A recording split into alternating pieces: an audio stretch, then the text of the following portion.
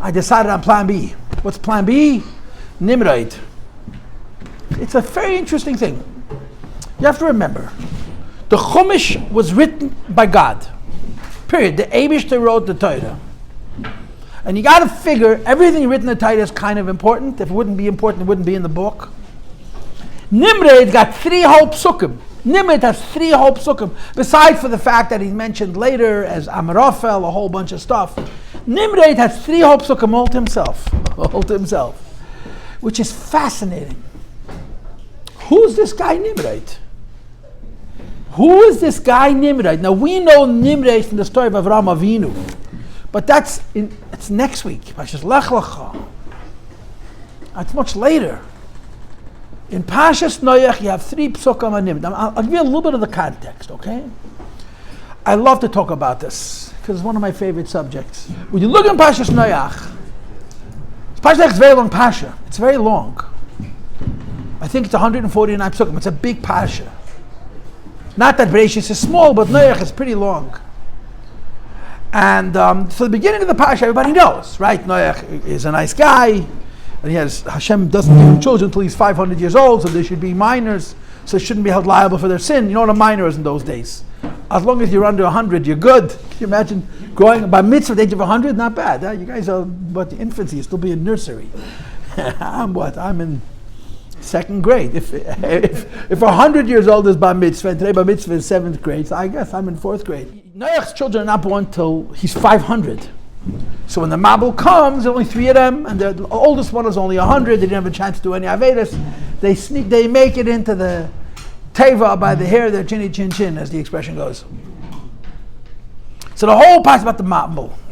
Noach builds the Teva, and Hashem tells them they prepare food, and Yonas ben Azil describes how many rooms they were, the right side, the left side, the front, the back, a whole. Yonas ben Azil goes into details how they built the Teva, which you don't have in Rashi. And they say that the Mabul's a year. It's a solar year. It's 365 days exactly from the 17th day of the month of Cheshvan until 27th day of Cheshvan the year after. It's 365 days. And of course you know that it says in Sfarim that L'shim Sham Mazolos, there are people who hold that when you count 5,784 years from creation, the year the Mabul's not included. Because the sun didn't move. The stars didn't move. The sky, the universe stopped. The universe stopped. There was no rotation. Now you guys, if you've learned to secular subjects, they taught you about how the earth circles the sun, and the sun is one star in the Milky Way, and all those other things. We hold that the earth is the center of the universe. It's standing perfectly still. No rotation, no axis, it has a tilt, but that's a relative thing. And the universe is rotating around the earth. And it stopped for a year. So when the Mabul was over, a solar year later, 365 days later, the sun was exactly in the same spot it was when the Mabul started. So if you're counting time based on the cycles of the sun and the moon, there was no cycle. And if there was no cycle, in the measure of time didn't pass. There are opinions who hold that the year of the Mabul doesn't count. It didn't happen in terms of our calendar. Oh, the clock. The biological clock. Noach's scars from the lions was a year. Was it always day, always night? There was no day and no night. It was dark. There was no day and no night. They had a star, they had a stone. I just saw in the Yonas ben Azil that he went to the Chidekel and he found a stone that has a magical property that produces natural light. And that's how they lived. That's the beginning of the story. Everybody knows. They come out of the Teva and the world is destroyed. And Noach's reaction is to bring a carbon, which was a risk. Because bringing a carbon was then murder. Because you were not allowed to kill animals and eat meat. But Noach knew, because Noach studied Torah, that there was going to be a time in the future that people will be allowed to eat meat and that you'll actually bring karbanis. And Noach on his own, all by his lonesome, he decided that the fact that the Eibush had told him to take more kosher than non-kosher animals was for the purpose of bringing karbanis. And he did it on his own. He didn't ask any questions. He didn't ask the Eibush permission, 1 second. And the Eibush responds unbelievably favorably. And one of the most important events in all of history happens. Hashem swears This is a wonderful oath, guys. This is what we live on. The oath of Parshas Noach is very important. Hashem swears, you're stuck with me, and I'm stuck with you. There's never going to be another God, and I'm never creating new people. It's a very important part of the story. Hashem says, whatever people are, this is what I got. Nothing more, nothing less. So Hashem is stuck with us. When Rosh Hashanah comes and we wonder why we deserve, now you're supposed to say the mandatory blah, blah, blah. The answer is Hashem is stuck with us, just like we're stuck with him. That happened after the Mabel. Wait, but that's the end of the story. Then Noach makes the wonderful mistake of trying ink and hole. Right, gets shikir. You have the story with Noach and the rest. And then you have genealogy. Right, the boring parts of the Chumash. The only reason we like the boring parts of the Chumash, why do we like the boring parts of the Chumash? Because there's very few Rashis. Just names, no Rashis. So you have the whole family of Yefes, the whole family of Chum, and the whole family of Shem. Or maybe you have family of Shem, and then you have Chum, and then you have Yefes. What's interesting is people just assume that it's names of people, but it's understood from the Mefarshim that there are exactly 70 names. I say this every year. I just love to say it. If you will open up Parshas Noach and you'll count the children of Noach, you'll come up with exactly 70 names. And those 70 names are actually the 70 nations. The individual names of men mentioned in that Parsha are not people. They're fathers of nations. Does Mefarshim say this or is it a coincidence? No, Mefarshim say this. Aryeh Kaplan in his Chumash tries to figure out, using the Targum Shivin, the Septuagint, Targum Shivin says what they mean in Greek. He identifies each one of those 70 men in Greek. Now, Greek is a language which people still know, and he tries to identify who the Shivim Umes are and where they existed in the ancient world. So this is a very interesting parsha which we fly over because it's boring and there's no Rashi. But if you understand anything about history, ancient history, and you understand even a little bit about geography, this piece of Parshas Noach is incredibly important because it's acknowledging the Shivim Umes, the 70 nations. Now, Yidna not on that list, we're considered the 71st nation. Then you have Haflaga, the story with the Tower of Babel, which happened in the year 2000. In other words, 292 years, 244 years, I think, after the Mabel. And Avraham Avinu was very much alive. Avraham Avinu was alive by the day of Haflaga. He was 52 in the year 2000 when they made the Tower of Babel, and the Eibishter gave them different races and different languages, and they spread them all over the world. It happened during Avraham's lifetime. And then the end of the Parsha is the 10 generations, again boring names, from Shem until Avraham. That's how Parshas Noach ends, okay? So everybody knows the beginning of the Parsha. The end of the Parsha, we forgot what it's about because there's not a lot going on. You have the story of the rainbow, you have the story of Noach's drunkenness, you have the story of the Tower of Babel, and then you just a bunch of names of people. And it finishes with Avraham Avinu. But if we're right that the genealogy listed Shem and Chum and Yefes as children that are listed are not 70 people, but 70 nations. And that's what the Chazal say, some of the Mefarshim say. That means that this Parsha is really giving us a window into the future history of mankind. The whole history of mankind, in very brief, is represented in Parshas Noach. Right? I don't know how many nations there are officially in the United Nations, but it's over 200. Al Pi Ted, there's only 70. You'll go around, there are only 70 angels. So there's a couple of nations up there that are fighting over an angel. They have to share it between them. Okay, does America have his own malach? Maybe America has one malach till the Mississippi, one malach from the Mississippi. I don't know. But there's only 70 malachim. And there's 70 names mentioned in the Chumash. And plop in the middle of that, this guy Nimrod gets 3 psukim, one man. Who in heaven's name is he? Who is Nimrod? Who's this guy? Now the Even Ezra says the weirdest thing. And the Ramban, of course, beats him up. I'm starting with the Even Ezra and not with Rashi because it's so interesting. The Even Ezra, I'm going to read the psukim to you, okay? V'chush yolad es Nimrod. Chush begatted, however you're supposed to say that in English correctly, Nimrod. Hu heichel, he began lihiyez gibeir ba'aretz, to be a strong man, a warrior on the earth. Meaning, the first Giber, whatever you translate Giber as, is this guy Nimrod. Hu haya Giber tzayid. He was strong in the area of tzayid. Tzayid means hunting. Tzayid can also mean deception and trickery. Lifnei Hashem, in front of HaKadosh Baruch Hu. And Al Kain, because he's the father, he's the first Giber, the first mighty warrior, he's the first tzayid. It says as a statement, as a rhetoric, as a fact, Ke Nimrod Giber tzayid lifnei Hashem. Like Nimrod, a warrior of tzayid, whether tzayid means hunting, or tzayid means deception, or tzayid means a combination, before God. So Nimrod becomes a prototype, right? We have a situation in Eretz Yisrael, and we're not abashed to say that these are Nazis. So the word Nazi becomes a prototype. It becomes a representation of an idea. A person who delights in killing people for no purpose other than killing them and making them suffer. Correct? Nimrod is a prototype. From the time Nimrod lived till the end of time, if you meet a human being who's a giber and a tzayid, he's a tough guy, he's strong, and he's a tzayid, which means either he's a hunter or he's a deceiver or both, you'll call him Nimrod. So Nimrod stops being the name of a person and becomes the name of a type of person.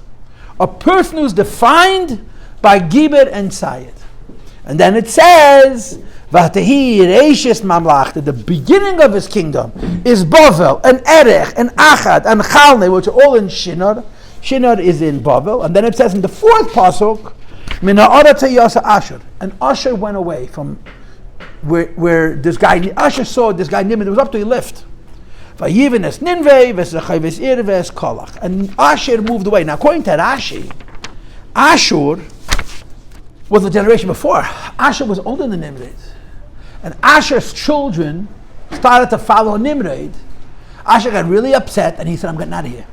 Asher left his children and moved someplace else because he didn't want to watch what this guy Nimrod was doing to the world. Okay, this is Chumash. So I made a mistake. I have to say, I told you, Nimrod got 3 psukim, he got 4 psukim all to his lonesome. Who is Nimrod? So the Even Ezra offers the weirdest pshat of all. The Even Ezra says that Nimrod had a way of attracting animals. He had a way of attracting, and he attracted animals, and he shechted them, and he made them karbonos.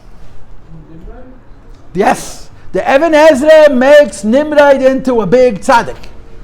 Who hechel, he began lihiyos giber tzayid, a warrior of capturing ba'aretz. The Even Ezra holds, and Even Ezra's own words are, listen to his own words. Zuhi derech pshat, that's the simple pshat. V'adrash derech cheres, but the madrashim are going to disagree with me light and day.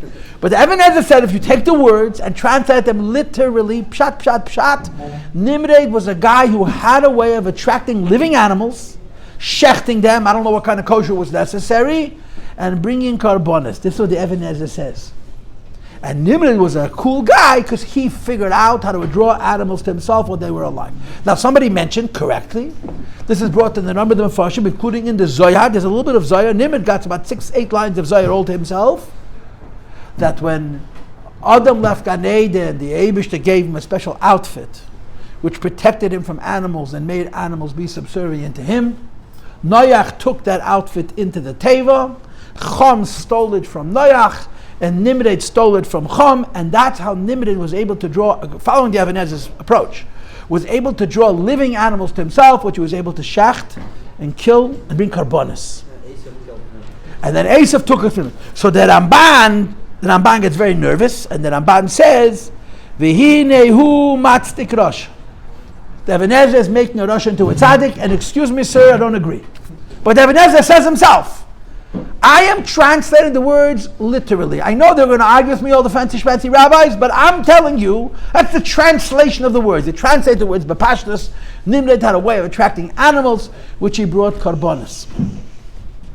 Now there's a variety of other interpretations, obviously. He's the only guy who makes him into tzaddik. Everybody else makes him into rosh. One of them is, it says in Medrash that Nimrod was the first person to kill animals and eat meat. Which is interesting. Why? Because we learned in Bereshis, we learned last week, that human beings were allowed to eat the same things that animals were allowed to eat, which is roy mupedis, seeds and fruits. They're not allowed to eat meat. Before the Mabul, killing animals was the same thing as killing a person. It's not even too different of the only shish mitzvahs b'nei Noach before Noach, because killing a person and killing an animal was the same avera. Tzar b'lechayim, Adam only got 6 of the lavim.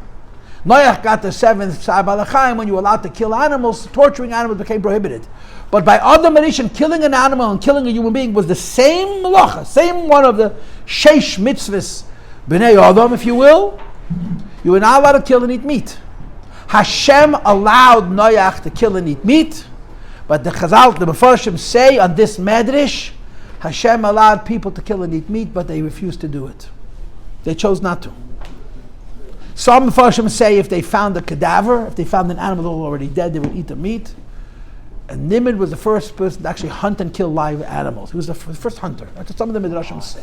He was the first guy to think about fighting a living animal, chasing it down, killing it, and eating its meat. And he's called Giber Tzayid for that simple reason that he was the first hunter. That's a more simple pshat in the Medrash. The Ramban says something really upsetting. And I have a class on this also on my website. I gave a class a couple of years ago. I remember when I gave the class. The Ramban says that Nimrod was the first man to make war. He was the first man to make war, which is very hard to explain historically. But there are Mefarshim who say that Ramban says that Nimrod was the first man to make war, the first person to mobilize people into organized killing. I don't know if you guys appreciate what war means. War means taking the biggest evade in the world and making it a politique, making it a policy of a government that's supposed to protect people. War is man's worst invention by far. Nothing compares to war. Stupidity is not the best. War is also not the best. War is man's single worst invention. Nimrod was the inventor. So people kill a person, but you get a bunch of people to kill a bunch of people in an organized way. And they train and they practice and they have tactics. Nimrod was the inventor of war. It's one of the insights into what makes Nimrod this guy that's called the Giber Tzayid. Another opinion, which is close to that, but not mamish that, but very interesting, is he was the first person who asserted himself to be a king. Meaning, people came out of the Mabul and they lived. Now, how do people live? How do people live? Any of you go to history? You ever study history?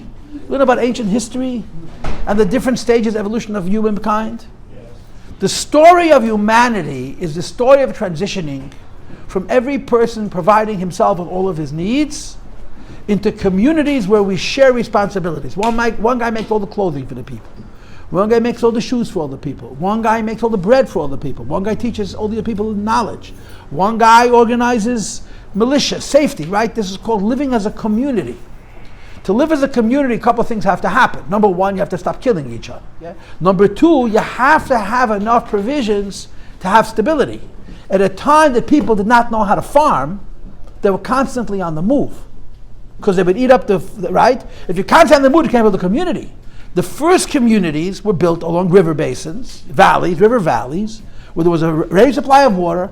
After people figured out plowing, irrigation, harvesting, dealing with parasites, this took time. Like Noach is credited with being the father of agriculture. Noach was the father, last week's Rashi. Noach was the father of farming. I don't have to move from a place to a place. I can use the same land year after year after year. I have to use it sustainably. Can't overuse it. I can't exhaust it. I can't destroy it. And this allowed people to gather in larger and larger communities, and because people have many, many needs. We're not like animals, and we need each other. One guy makes shoes for the whole community, and so on and so forth. This was part of the development of society, of civilization. But the idea that one guy comes along and says, "I'm better than you, and I'm the king, and you're going to pay me tribute, and I'm stronger than you, and you're weaker than me." Nimrod was the first person to have this fantasy of controlling others. Power. Meaning to say, he didn't invent kingship because it was a necessity. In other words, people needed a leader to protect them from an enemy. He invented kingship because he was drawn to power. He wanted to control people. And he had whatever tactics and skill it took to manipulate others. He was able to intimidate people. People were afraid of him. He was a powerful guy. And Nimrod was able to finagle that people would follow his lead. And after Nimrod established a kingdom over a group of people, he expanded. He was never happy. More people, more people. He wanted to control as many people as possible for no reason other than he had this need to control people. So Nimrod is the father of power. Power is one of the most powerful drives that exist amongst human beings, and it's really, really evil. Power is corruption, and the more power you have, the more corrupt you are. Nimrod was a power monger. He wanted power. He wanted to control other people, and he successfully finagled to control people using one or all of the methods prescribed. Number one, Nimrod had control over animals because of his special outfit. And when people saw the power he has over animals, they said, this guy's a half a god. If he can control animals, maybe we should be submissive to him. Or, Nimrod was the father of war. Whatever technique Nimrod employed, Nimrod successfully was able to control large groups of people and create the phenomena of a king. It was his fantasy, it was his desire to control other people. It's another interpretation of Giber Tzayed. So we have a few different insights into Nimrod, right? Number one, that he was able to draw animals to bring karbanos, which is the nice guy, yeah. Number two, he was the father of war. Number three, he was the power, of control. There's a variety of different insights. What about Rashi? What does Rashi say? Rashi has no mercy on Nimrod. Rashi really goes straight for the jugular on Nimrod. Rashi says as follows. He translates the words li es giber lahamrit kol ha'olam al hakadosh baruch hu b'atzaz deir aflaga. Nimrod had it in for God. That's what Rashi says. What does that mean in English? Nimrod had it in for God. He rebelled against the Hashem. He was an apokaitis. He was a murdered b'malchus. Meaning, it wasn't just war, it wasn't just power, it wasn't just animals, it wasn't just hunting. He was after the Eibishter. He was, let's call him for lack of words, it's hard to call a guy that lived that long ago an atheist. He was certainly a pagan. He was a power. He didn't believe that God has any control. God's very great, but he's up in the heavens. Down here on earth, I'm God, the parallel God in heaven. Right here, I got all the power in the world. And he rallied people to stop being afraid of HaKadosh Baruch Hu. That was his thing. He's called Nimrod because Giber Tzayed Lifnei Hashem, he was a great warrior. And now you have to translate the word Tzayed not as a hunter, but as a deceiver and as a manipulator. He deceived and manipulating people and being not afraid of the Eibush. Now, Chavre, you have to think about the context. What's the context? A couple of hundred years before there was a flood. And God showed his hand pretty good, huh? God showed his hand pretty good. He didn't? So no one saw the flood. They heard. It was certainly historic. They certainly heard about it. Yeah. Right. And by the way, Noach was alive and Shem was alive. The people who went through the flood were still alive. It's only a couple hundred years after. And everybody knew that the Eibishter was angry and destroyed the world. And Nimrod said, we're not afraid of him. Now, if you want to be really coy, want to be really Giber Tzayed, let's say this. This is called politics. Nimrod knew that the Eibishter swore that he's not going to destroy people again. He said, I can do what I want. God's stuck with us, right? So whatever his logic was, Nimrod is called Giber Tzayed. He was great at deception, at tricking people. He rallied humankind away from the fear that they had of the Eibishter. You know, it's like Amalek, right? Why do we hate Amalek so much? Why do we hate Amalek so much? The answer to the question is because Amalek was the first. When Amalek attacked the Jewish people, they got pummeled, they got bludgeoned, they got bloodied. But the mystique, the ephemeral fear that the world had of Yidden after Yetzias Mitzrayim was taken away. And we never forgive Amalek for it. Nimrod did that to the Eibishter. After the Mabul, people were afraid. Now they knew the Eibishter is not bringing another Mabul, but they knew he's a pretty tough guy, this Eibishter. Yeah, he can do whatever he wants. He destroyed not only all humankind, all land creatures, except for 8 human beings and a couple of animals living in a box. He's a pretty powerful Eibishter, and when he wants to exert himself, he exerts himself. There was a sense, and you got to be careful. Listen, don't be so religious, don't be a big tzaddik, but you have to be careful not to mess with the Eibishter, because you mess with the Eibishter and he messes with you, you're going to lose. And Nimrod said, nah, it's overblown. Don't worry about it. It's good. He's not doing it again. We can do whatever he wants. Nimrod rallied the people. Giber Tzayid. He was a warrior of deception, of misleading, of tricking people. Like it says by Esav, Ki Tzayid Befiv.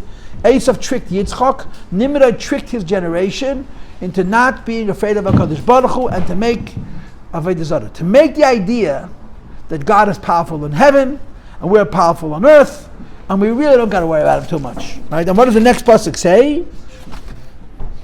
Hu haya giber tzayid lifnei Hashem. He was a warrior of tzayid, which we're now translating as deception in front of HaKadosh Baruch Hu. Al ken yomar ken Nimrod giber tzayid lifnei Havaya. Says Rashi, tzod daiton shalbrias bepiv. He captured the minds of people with his words. Umaton limred b'makam, and he redirects them. He makes them make a mistake to rebel against HaKadosh Baruch Hu. And on the words Lifnei Hashem, says Rashi, mischavin la'aknitai al panav. He got in the Eibishter's face. He had a kavona to be chutzpahdik to the Eibishter. And then the next Rashi says, Al Ken Yeyomer, historically, when you want to describe an apokaitis, right? Before we described Nimrod as a troublemaker, we described Nimrod as a great warrior, we described Nimrod as a man of war or a man of power. Now we're describing Nimrod as a man of Avodah Zarah. Any time in the history of the world you want to describe a person who has the chutzpah to take on God personally, we call him a moirid, mem reish yud. Nimrod giber tzayid lifnei Hashem. Any person who comes along and dares the Eibishter to punch him in the nose, we call him Nimrod. Because Marshia ba'azus panim. Nimrod got people to sin with chutzpah, and the famous words that we all know about Amalek are brought in Rashi here in our Parshat. Yoideya riboinoi u'mischavein Nimrod bei. Nimrod knew who exactly the Eibishter was, and he pfeifed on the Eibishter. He had him in bud. Nimrod made a joke out of God. Now, if the Eibishter wanted, he could have answered him. And apparently he didn't want. So Nimrod got away with it. And Nimrod, therefore, developed some clout. People say, yeah, look, he's not afraid of the Eibishter. The Eibishter can't do anything about it. I don't know if you guys are familiar with the Gemara. That the Gemara says there was a guy named Titus. Titus' uncle was his uncle. Titus destroyed the Beis HaMikdash. And Titus was really he was very much in Nimrod's image. He was an atheist. He didn't just hate Jews and kill Jews. He pfeifed on God. He took a dagger and he stabbed the pareiches and it started to bleed. And he came out of the Beis HaMikdash with the bloody dagger and said, look, I killed your God. When he was going back to Rome, out of the Mediterranean, there was a storm and his ship was floating off course. So he looks up to the sky and says, listen here, God, okay, at sea you're stronger than me. Fight me on land. Fight me on land. So the sea quieted. The sea quieted, shashtil. As soon as he got off the ship, a tiny insect went up his nose and ate out his brain. And the Gemara started getting headaches. So he hired people to stand and bang. And then when he banged, the mosquito was quiet, but that only lasted for 30 days. After 30 days, they came in the dush. Even though they were making all kinds of noises, mosquitoes eating out his brain. The Gemara says that he paid a goy double wages that he paid a Yid to bang, because the Yid, he knew the Yid, they're getting pleasure from his headaches, so he paid him half wages. When he died, they opened up his skull and a bird came out, a massive creature, an insect, a little tiny bug, ate out his brain. As they shit in the Gemara. So Titus was in Nimrod's image. Nimrod's the prototype. Nimrod was the guy who said to the Eibishter, I'm not afraid of you, I dare you. I'm not afraid of you, I dare you. Historically, I don't know why I need to say this, but I have Mishigasan. Napoleon was that kind of guy. Napoleon was one of the smartest men who ever lived. Napoleon was so intelligent. He probably had an IQ that was so high that he couldn't test it. Napoleon was a real atheist. It's a high madriga, an atheist. The Alter Rebbe was afraid of Napoleon for a reason. The Alter Rebbe was afraid of Napoleon for a reason. He was so smart. And Napoleon made fun of the Eibishter like you make fun of a dead rat. But he had to sort of get the French people to come along. Had he succeeded, he would have mamish made the world in type of course. When he made himself emperor in the Notre Dame, he put his crown on his own head. That's all you got to know. That was the kind of guy Napoleon was. These are people, the image of Nimrod. But Nimrod is the prototype. Nimrod is the numero uno. Nimrod set the stage for people to have the chutzpah, fight from the Nebishah, just to absolute make a mockery out of God. And sometimes the Eibishter lets. And sometimes the Eibishter lets, and they get away with it. And that's why, by the way, for the record, it says in the Gemara that our Shemona Esrei had 18 brachas. And at the time of the destruction of the second, the brachas written by the Anshe Temimim, the beginning of the second Beis Rivka. At the time of destruction of the second Beis Rivka, you had all of these people who were really, they were not religious. They made a joke out of the Eibishter. They were real atheists. And the Chachamim added the bracha of Alam Moshinim. It's the 19th bracha of Alam Moshinim, speaks about Nimrod. The people who are so smart that they can actually argue apocryphus, they can argue heresy effectively, and it's very hard to fight with them, and sometimes the Eibishter lets them win. And we daven to the Eibishter, V'la Malshinim al Tehi Tikva. They should lose. And Nimrod is the father of that whole Geschichte. Nimrod is the father of that whole Geschichte. Now, I have to finish the class. I just want to finish off with the Zohar. The Zohar repeats, some of the Mepharshim say that he had this special outfit that Adam Rishon had, that Noach had, that Chum stole, that he stole from Chum, that he used to attract animals to himself, and he used that as a means of drawing people to himself, and then he managed to convince people, don't be afraid of the Eibishter, you can do whatever you want, and you can get away with it, the Eibishter can't stop you. That was Nimrod's M.O. So Chav, I want you to think about this. Hashem gives Nimrod 4 psukim. 1, 2, 3, 4, 4 psukim. Hashem gives Nimrod 4 psukim. That's how important and evil he is. But it's interesting. In one of those 4 psukim, a man named Ashur, who's older than Nimrod, says, I can't deal with this guy, I'm moving. And I think it's part of the story. Ashur picks himself up and goes away. He sees what Nimrod is up to. He cannot take him on. He can't. But if I cannot take on Nimrod, I'm not going to say he's right. I'm not going to succumb to his bullying. I'm not going to succumb to his warring. I'm not going to succumb to his heresy. And he leaves. It's a part of the story of Nimrod, according to Rashi, is Ashur's departure. So what's the message? The message, Rabbi Yossi, is that when the Eibishter created the world, and he created the Torah, and he created Mashiach, and he created Avraham Avinu, how do we say it politically correct?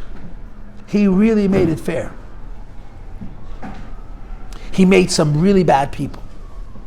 Bad people in terms of war, bad people in terms of power, and bad people in terms of heresy. That's what we got.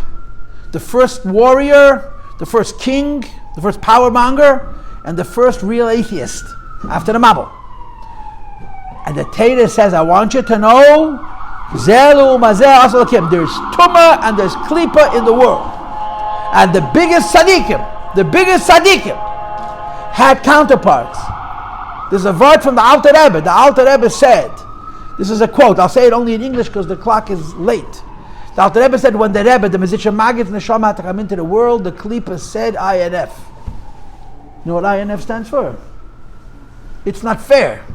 You're giving Kedusha too much of an advantage. So the Alter Rebbe said, so the Eibishter gave the Klipa a guy named Wilhelm. And Wilhelm, I'm assuming this is Frederick the Great.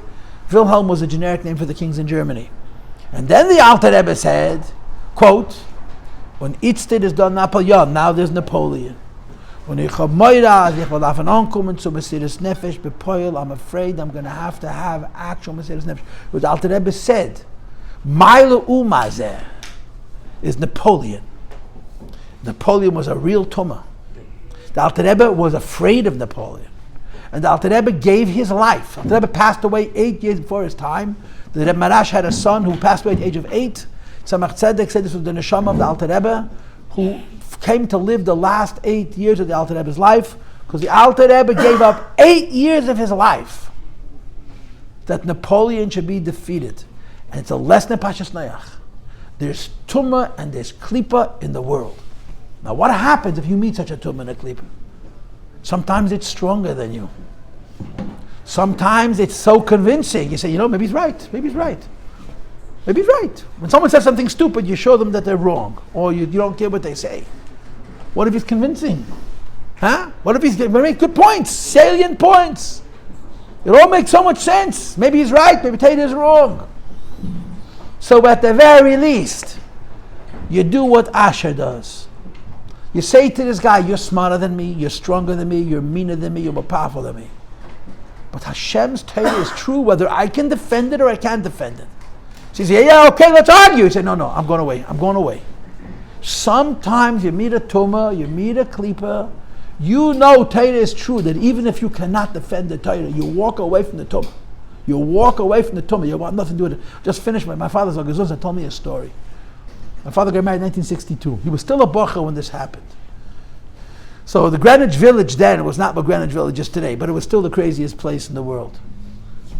And my father knew a man who had a from shpacha, not Lubavitch, and their daughter got caught up in the hippies. This is the beginning, the early 60s. And she was involved with the drugs and all the shtus involved.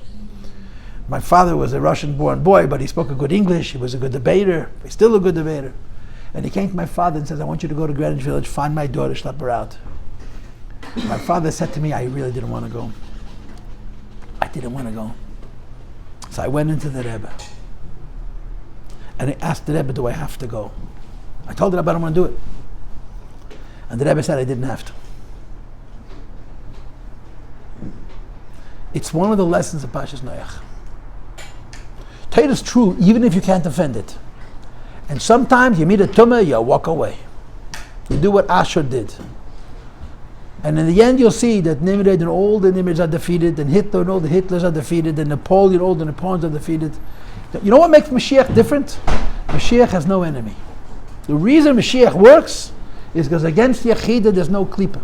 Mashiach has no le'umazeh. Everybody else has an enemy, even other Medishim. Mashiach has no le'umazeh. That's why Mashiach wins, because nobody can fight with him. Let's start might of Kinderlach.